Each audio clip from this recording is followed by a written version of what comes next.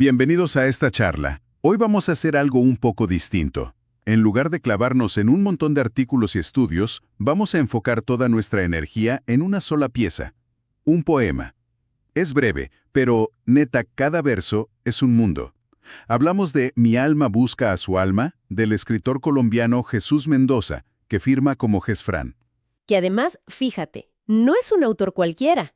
Nuestras fuentes nos dicen que es de Santa Marta y fue ganador del Premio de Emprendimiento del Ministerio de Cultura de Colombia. Ah, mira. O sea, esto ya nos indica que estamos ante una voz que tiene algo importante que decir y que ha sido reconocida por ello. Exacto.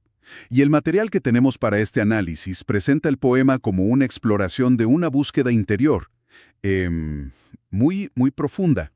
Pero lo que me llama la atención desde el principio es la inspiración que se menciona. El cantar de los cantares. Es un punto de partida fascinante, ¿no? Totalmente. Un texto bíblico que es, en esencia, un poema de amor erótico, apasionado, pero que a lo largo de los siglos ha sido interpretado como una alegoría del amor entre Dios y el alma. Claro. Así que desde el vamos ya tenemos una tensión servida, el amor de la carne y el amor del espíritu. Y parece que Gesfrán toma esa tensión y le echa más leña al fuego. Las fuentes dicen que mezcla esa búsqueda con realidades sociales y sufrimiento. Sí, y habla de un amor que, y cito, se esconde por el deseo finito de la carne, su pecado. Me late que este no es un poema de amor convencional. Para nada. La frase clave que nos proponen como guía es: el amor, esa esencia donde solo el alma sabe elegir. ¡Qué buena frase! Y todo el poema parece ser la crónica de una batalla entre esa sabiduría interna, esa brújula del alma y todo el ruido que intenta desviarla. La sociedad, la historia familiar. Nuestros propios impulsos, todo. Bueno, pues el reto está planteado. Vamos a desentrañar esa lucha, a ver si logramos entender mejor cómo funciona esa brújula interna.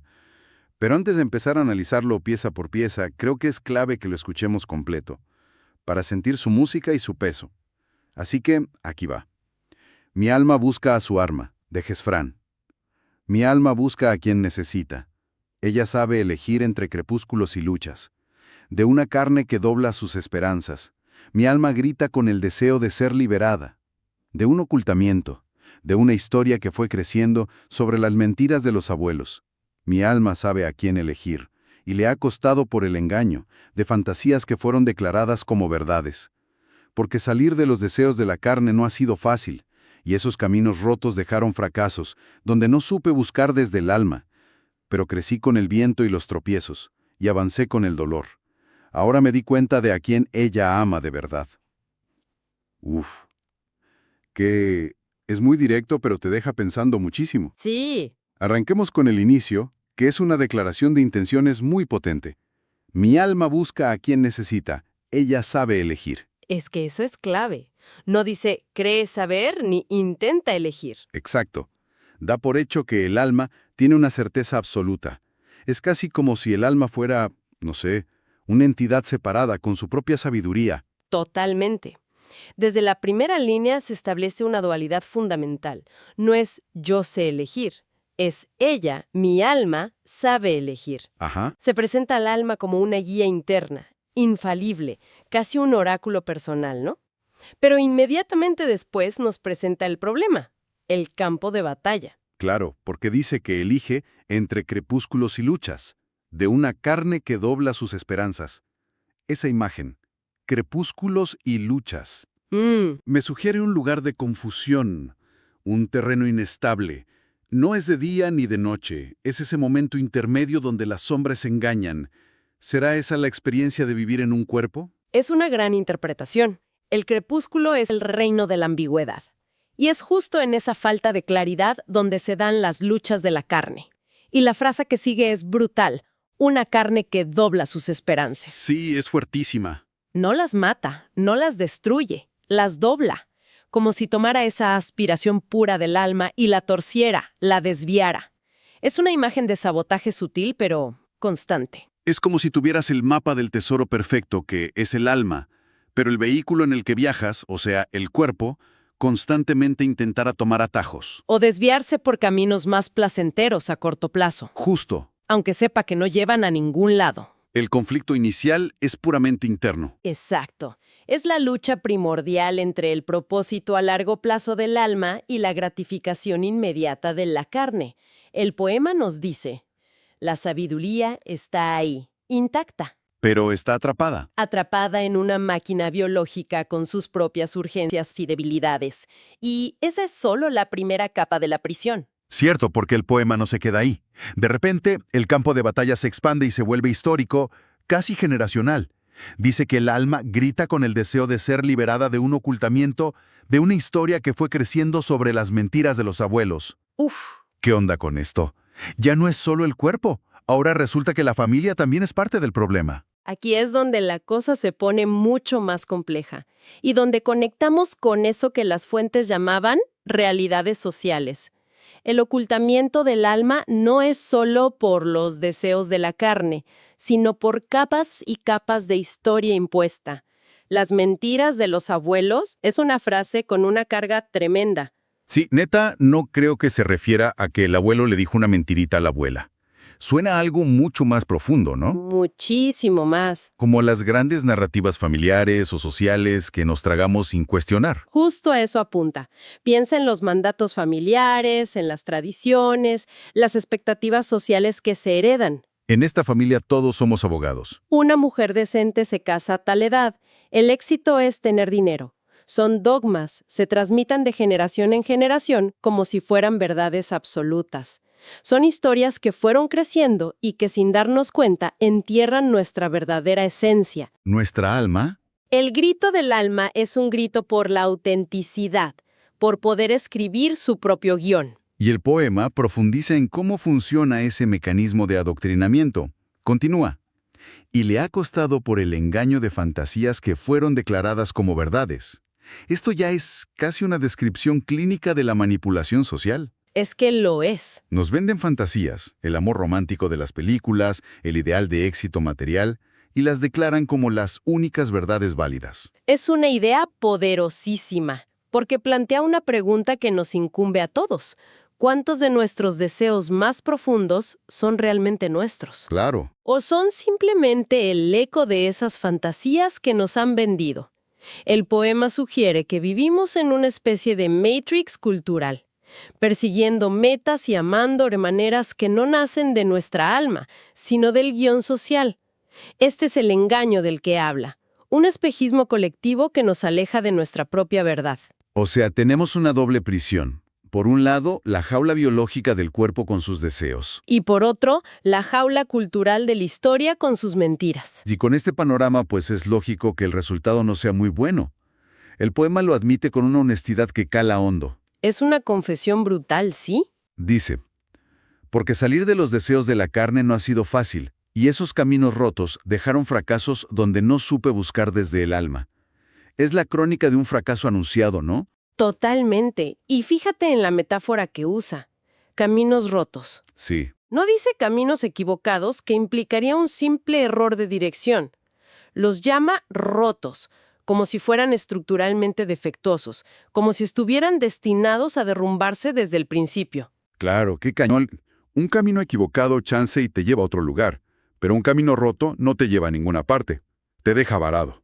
Y me parece que esos son los intentos de relación, de amor, que se basan solo en la carne. O en cumplir con las fantasías sociales. Exacto, están condenados a ser fracasos porque les falta el cimiento del alma. Exactamente. Son conexiones que no conectan de verdad. Y lo más importante es la toma de conciencia al final, donde no supe buscar desde el alma. Asume la responsabilidad. No culpa a los caminos, ni a la carne, ni a los abuelos. Asume su responsabilidad. La brújula estaba ahí, pero él no supo usarla. Es un momento de una lucidez dolorosa, el reconocimiento de que ha estado navegando con el mapa equivocado toda su vida. Y eso nos regresa de lleno a la tensión del cantar de los cantares. El amor físico sin la guía del amor del alma es un callejón sin salida. Pero justo cuando parece que el poema nos va a dejar en ese hoyo de fracaso, da un giro de 180 grados. Hay un pero que lo cambia todo. Esa línea. Pero crecí con el viento y los tropiezos y avancé con el dolor. De verdad que me pegó. Es que es el punto de inflexión de todo el viaje. Es fácil decir que el sufrimiento te hace más fuerte, pero aquí no se siente como un cliché, ¿verdad? Para nada. Ese pero es la bisagra que abre la puerta de la prisión. Lo que nos dice aquí es que el dolor y el fracaso no fueron un final, sino un método. El viento y los tropiezos no son obstáculos a evitar, sino las herramientas que lo esculpieron. Es una idea muy cercana al concepto de antifragilidad, De no solo resistir los golpes. sino hacerte más fuerte gracias a ellos. Es que eso de avancé con el dolor es muy potente. No dice a pesar del dolor, sino con el dolor. Como si el dolor no fuera un lastre, sino el combustible. El combustible mismo del avance. Es el reconocimiento de que la sabiduría no es un regalo que te cae del cielo, sino algo que se conquista en el lodo. Sí, totalmente. Es que ahí está la clave del crecimiento. La sabiduría no fue un don, fue una conquista. Es el paso de ser una víctima pasiva de las circunstancias a convertirse en el agente activo de la propia transformación. Es cuando dejas de culpar al mapa. Y empiezas a aprender a navegar por intuición, a escuchar esa brújula interna que siempre estuvo ahí, pero que estaba cubierta de ruido. El dolor, en este caso, funciona como un purificador. Quema todo lo que no es esencial y deja al descubierto la verdad del alma. Y todo ese proceso de purificación, de aprender a navegar con esa brújula interna, nos lleva al último verso, que es de una simplicidad y una contundencia enormes. Es como llegar a la cima de la montaña después de una escalada brutal. Ahora me di cuenta de a quién ella ama de verdad. Se siente como una exhalación, ¿no? Sí, como un momento de paz absoluta. Lo es. Es el momento de la epifanía. Y la palabra más importante de toda esa línea, quizá de todo el poema, es ahora. Cierto. Traza una línea definitiva, es tiempo. Hay un antes, el de los crepúsculos, los engaños y los caminos rotos, y hay un ahora de claridad total. El conocimiento no es nuevo. El alma sabía elegir desde el principio. Lo que es nuevo es la capacidad del hablante para escuchar y aceptar ese conocimiento. Entonces el gran descubrimiento no es tanto la identidad de la otra persona, sino la capacidad de escucharse a uno mismo. Es que esa frase final se puede leer de dos maneras, ¿no? Exacto. Y ahí radica su belleza y su profundidad. Por un lado, la lectura más directa es que, finalmente, después de todos los fracasos, reconoce a la persona correcta. El viaje exterior ha terminado. Ajá. Pero hay otra lectura, quizá más trascendente. El darse cuenta no es sobre el otro, es sobre sí mismo.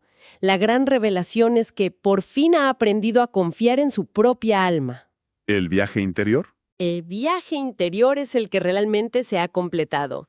Me di cuenta de a quién ella ama, porque por primera vez estoy en silencio y en sintonía para escuchar lo que mi alma me ha estado diciendo todo el tiempo. Qué buena perspectiva. El verdadero encuentro amoroso es primero con uno mismo. Tienes que encontrar tu propia alma antes de poder reconocer la de alguien más. Me encanta.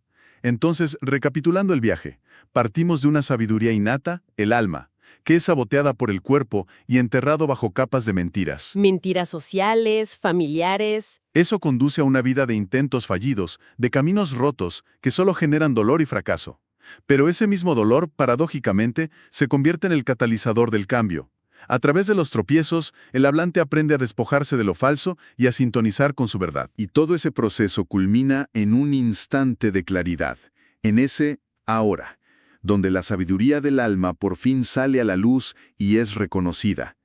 Es la destilación de una vida entera de lucha en 14 versos. Increíble. Y es que captura una experiencia humana universal. Todos vivimos en esa tensión entre lo que nos dicen que deberíamos desear y lo que nuestra esencia más profunda realmente anhela. Entre el espíritu y la carne. El poema es un mapa de esa lucha. Un mapa que nos recuerda que la claridad muchas veces no se encuentra a pesar de haber transitado por el caos, sino precisamente gracias a ello. Que los caminos rotos no son un desvío, sino una parte necesaria del aprendizaje. Absolutamente. Y si me permitas, me gustaría dejar una última idea en el aire, una provocación para seguir reflexionando. El poema termina en el momento más álgido, en la epifanía, en el darse cuenta. Nos deja ahí, pero ¿Qué pasa al día siguiente? ¿Cómo? Sí, ¿qué implica vivir de acuerdo con esa nueva conciencia? Una cosa es saber a quién ama tu alma, y otra muy diferente es tener el valor de construir una vida alrededor de esa verdad. Sobre todo si significa... Desmantelar la vida que habías construido sobre los caminos rotos. Chance y el verdadero desafío no es llegar a esa revelación, sino lo que haces con ella a las 9 de la mañana de un martes cualquiera. Quizá ahí empieza el poema de verdad.